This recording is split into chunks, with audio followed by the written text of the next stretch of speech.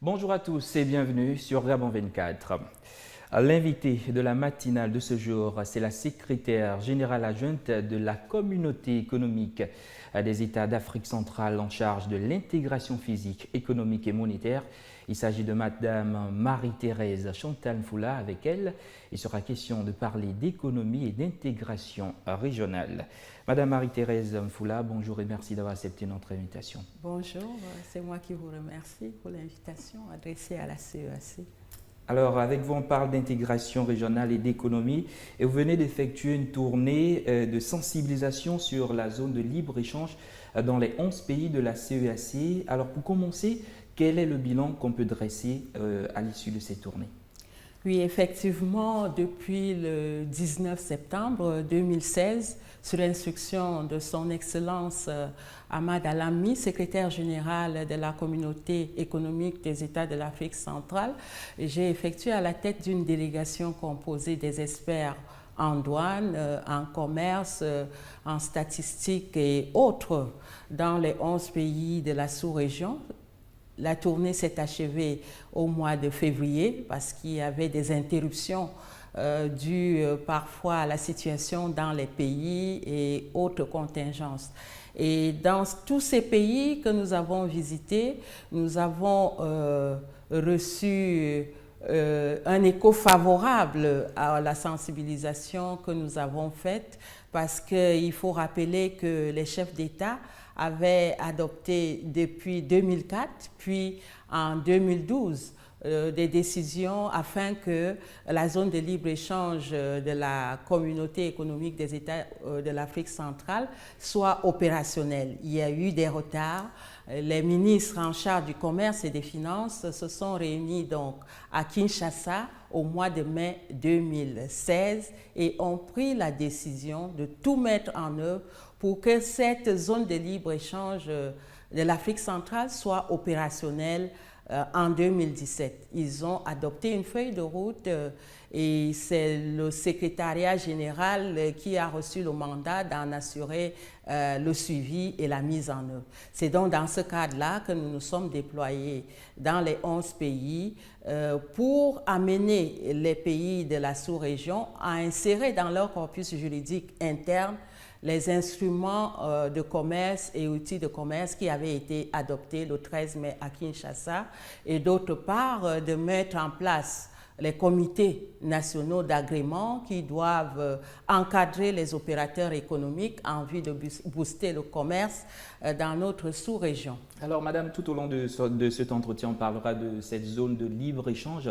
Mais pour commencer aussi, peut-être revenir sur la définition de cette zone de libre-échange et son impact dans le processus de développement des 11 pays de la zone de la CEAC. Oui, la zone de libre-échange, vous savez que la CEAC est une communauté économique dont l'institution fêtière est l'Union africaine. Donc, au niveau de l'Union africaine, nous avons la zone de libre-échange continentale où les négociations s'accélèrent. En fait, il s'agit de supprimer, de démanteler les droits de douane et toutes les mesures de contingentement au commerce qui empêchent de booster le commerce et il a été décidé par les chefs d'État africains qu'il fallait booster ce commerce intra-régional et non pas seulement regarder vers l'extérieur. À l'intérieur de notre continent, de nos sous-régions, il y a des opportunités permettant de développer nos pays. Et l'impact? L'impact au niveau de la sous-région, ce serait d'augmenter donc le flux des échanges entre les pays de la sous-région. Ce n'est un secret pour personne. Notre sous-région est celle où le taux d'échange est le moins élevé. Il s'agit donc, dès que les pays auront inséré, et puisqu'ils ont marqué l'appréciation et ont promis d'insérer les instruments de commerce dans leur ordre juridique interne, de mettre en place ce comité national d'agrément par pays, là où il n'existe pas encore, et même d'opérationnaliser certains instruments et structures qui avaient été mis en place, comme la contribution communautaire d'intégration, qui permettra les compensations sur les pertes de recettes douanières que nous allons lever. Madame Foula, la zone de libre-échange, c'est bel et bien cela, c'est clair, mais quelle zone de libre-échange sans une réelle libre circulation dans notre espace communautaire? Nous allons commencer par la libre circulation des biens. C'est vrai que c'est une priorité dans notre espace, la libre circulation des personnes et des biens. Nous avons déjà au sein des pays de la CEMAC, parce qu'il faut rappeler que les 6 pays de la CEMAC sont également membres de la CEEAC. Oui. Nous avons déjà 4 où la libre circulation est complète. Il s'agit de la RCA, du Congo, du Cameroun, du Tchad. À quel niveau ça coince alors, madame? Il y a 2 pays de la CEEAC, de la CEMAC, justement, le Gabon et la Guinée équatoriale, qui n'ont pas encore totalement suivi les autres. Mais le dernier sommet de la CEMAC qui s'est tenu à Djibouti, en Guinée équatoriale, a demandé justement qu'on puisse accélérer le processus de libre circulation des personnes, parce que ça favorisera l'accompagnement de ces biens et services dont nous assurons la promotion. Et il y a déjà quelques avancées, si je peux dire, au niveau de cette libre circulation. Oui, exactement. Parlons de ces avancées, peut-être nous dire clairement ce que la CEEAC fait pour rendre crédible cette libre circulation au sein de notre sous-région. Donc, au sein de la sous-région, il y a une stratégie migratoire qui a été élaborée et donc l'adoption, opérationnalisation est attendue après la tenue d'une conférence des ministres pour l'adopter. Nous sommes en pourparlers avec certains partenaires techniques et financiers pour ce faire. Et là, nous avons des pays de la région que je citais tantôt qui ont commencé déjà une libre circulation pour des détenteurs de passeports diplomatiques de services et certaines catégories de population, notamment les opérateurs économiques, hommes d'affaires, les étudiants, pour la mobilité également des enseignants.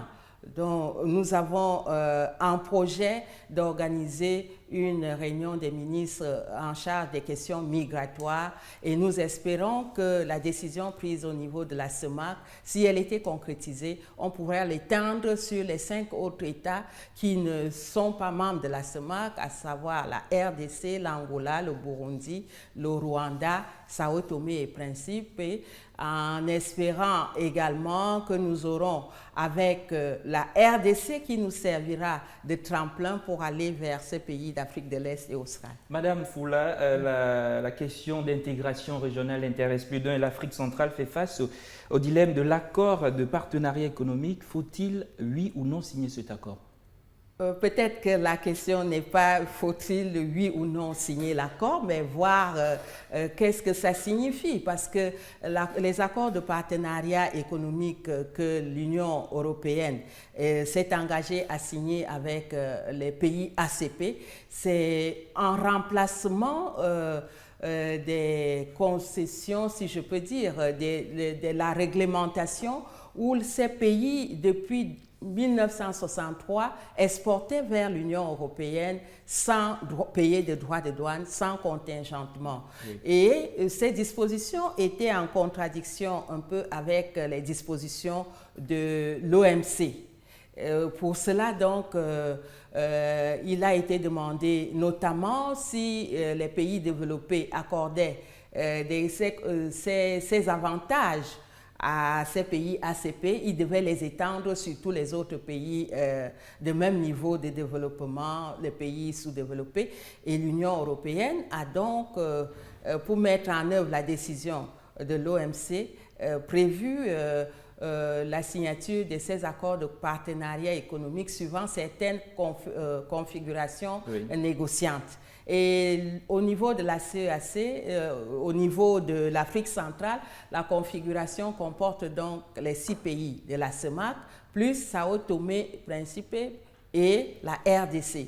Il faut dire que ces accords de partenariat ont connu quelques difficultés parce que les pays ACP, dont ceux d'Afrique centrale, attendaient un accompagnement en matière de développement et puis la compensation de l'impôt fiscal net.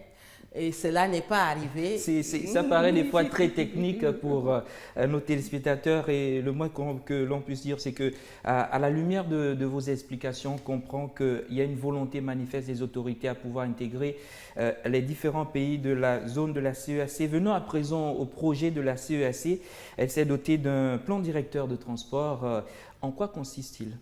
Le plan directeur consensuel des transports, effectivement, a été adopté par les chefs d'État en 2004 et plusieurs projets de réalisation des routes, de transport terrestre, transport aérien, transport ferroviaire existent. Et en ce moment, nous avons plusieurs projets qui étaient dans ce pipe, qui sont en cours. Nous avons le projet Ndende Dolezi. Nous avons le projet de construction d'un pont sur l'Ubangui, entre le Bangui, Zongo, Kisangali, Bujumbura et Kisangali, Kampala, de même que le pont route-rail sur le fleuve Congo, les deux capitales, Congo, République du Congo et Congo RDC, qui est sur la bonne voie avec l'appui des partenaires techniques et financiers. Parlant de ces appuis des partenaires financiers, on ne peut pas parler de ces projets sans parler de partenaires financiers. D'où viennent vos financements ? Nos financements, nous avons des partenaires, surtout pour ce qui est des projets de transport. Nous avons la BAD qui nous appuie, l'Union européenne, les Nations Unies même, et puis plusieurs autres partenaires multilatéraux ou bilatéraux. Et nous avançons donc pour ce projet cité tantôt, comme celui du pont route-rail entre les deux Congos. C'est la BAD qui est chef de file et le bouclage financier est déjà assez avancé. C'est un projet qui, d'ici 1-2 ans, verra la concrétisation. De même que les études sont déjà enclenchées pour le projet de pont sur le thème entre le Cameroun et la Guinée équatoriale, Kribi, Campo, Bata. Et ensuite, nous avons également d'autres projets, notamment ceux d'interconnexion de fibres optiques. Toujours avec des financements de la BAD. La BAD est un grand partenaire, comme je le disais tantôt. Pour toute l'Afrique. Pour toute l'Afrique, voilà. Alors, madame, nous sommes pratiquement à la fin de notre entretien. Peut-être vous laisser 15 secondes pour conclure sur cette question de l'intégration régionale. L'intégration régionale est un passage obligé. Nous sommes tenus de booster le commerce, nous sommes tenus d'assurer la transformation de nos économies pour une diversification et nous sentons la volonté politique de nos États membres pour ce faire. Nous sommes au secrétariat général, au service de nos États membres pour l'intégration dans tous les secteurs d'activité, que ce soit l'énergie, l'eau, les forêts, l'environnement, le changement climatique et la mise en œuvre des dispositions de l'accord de Paris, de même qu'on ne peut avoir des développements sans paix et sécurité et nos pays sont engagés pour assurer la paix, la lutte contre le terrorisme, assurer la sécurité maritime dans le golfe de Guinée, de même que la lutte contre la prolifération des armes légères et de petit calibre.